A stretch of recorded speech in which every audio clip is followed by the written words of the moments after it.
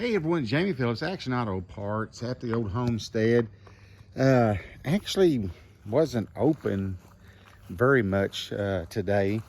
It was just raining and nasty, and I wasn't feeling the best. I told Dave, I said, I think I'll just hang around. So anyway, got a ton of questions answered, but I wanted to talk to you all and tell you about an experience that I had this past week with a customer.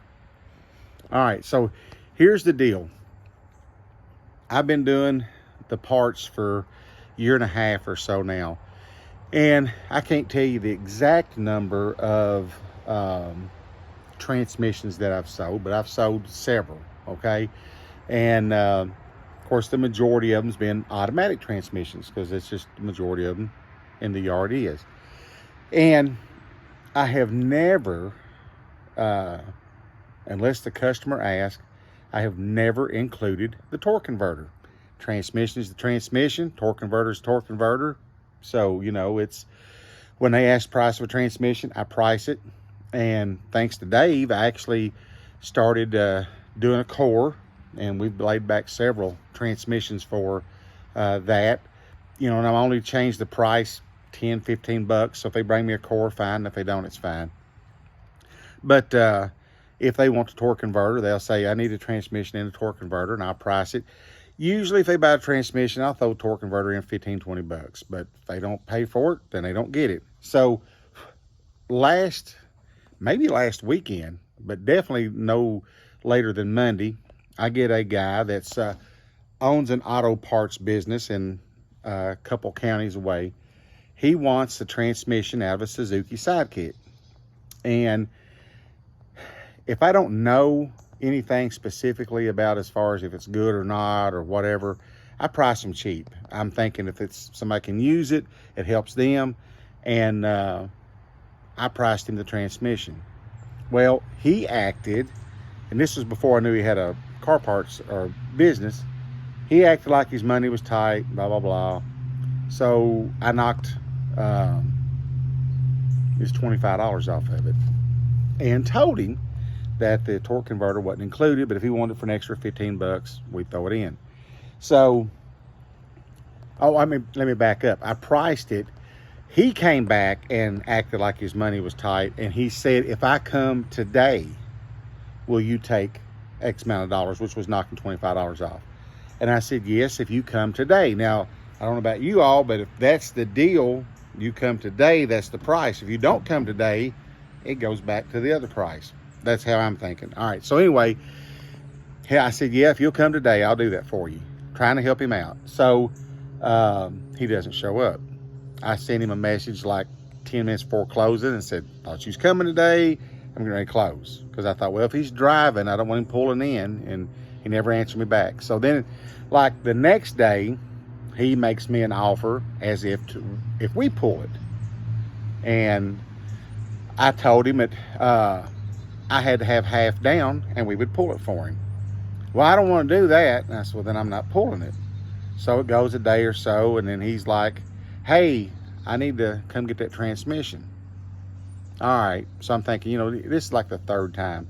So then the fourth time, he's like, I got some guys that'll come and pull it.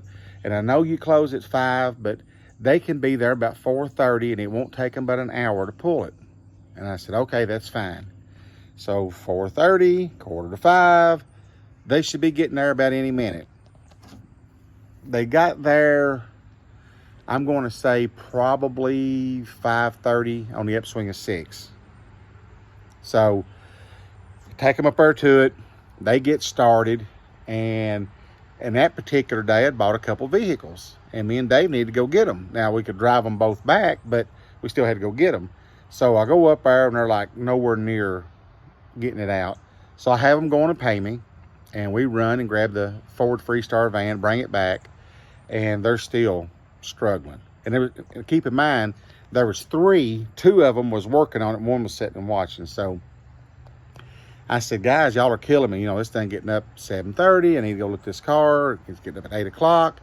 So finally, like a little after 8, me and Dave goes and we get the Cavalier and drive it back.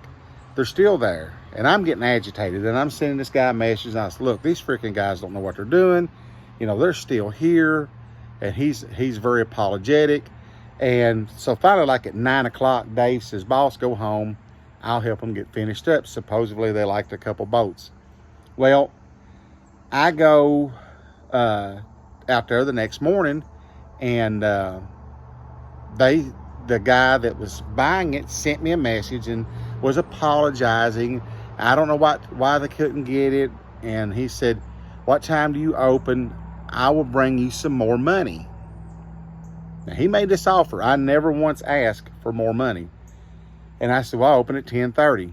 And so then I get a text, and the guy says, we're almost there. And I thought, well, they're showing up. At this point, I still didn't know that they didn't even get it the night before.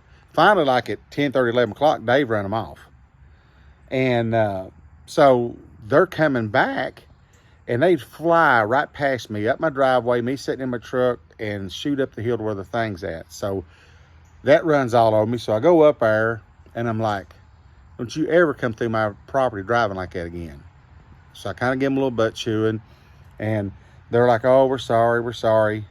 And so then the guy that sent them wasn't answering me back. I said, hey, did you send me any more money?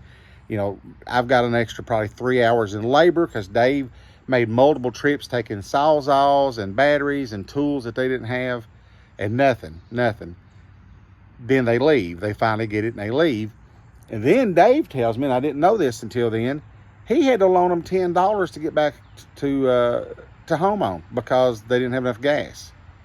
So the guy then starts sending me messages telling me how big a dick I am, not letting the torque converter go, and that he's done this business for 30 years, and I was just being a big dickhead about it, and that I didn't know what I was doing. And I was like, you knew right up front it didn't go unless you wanted to pay for it. That wasn't no secret. You're trying to act like it was. You know, what are you going to do about the money that you said you was going to give me? Well, I didn't say I was going to give you nothing. So I go back, screenshot the message, circle it, send it back. And he's like, man, what kind of businessman are you? You know, if you didn't want them guys there late, and if you didn't want your guy helping, all you had to do was run them off, and they could come back the next day. Your guy didn't have to help. I didn't ask you to help them. I didn't ask you to loan them tools. And we're just going on and on. And he said, I was going to get $450 out of that transmission. Maybe you need to start pricing your stuff higher so you can offset things like this. Okay, well, maybe I should. And then he informed me that he probably just wouldn't buy nothing else from me. And I said, oh, I can assure you that you're never going to buy nothing else from me. I, number one, don't want customers like you, and I can't afford customers like you. So you can take the transmission and the money that you said you was going to bring me. And I mentioned that Dave had to loan him $10, and he said, that's not my problem. And I said, dude, you say you run a business?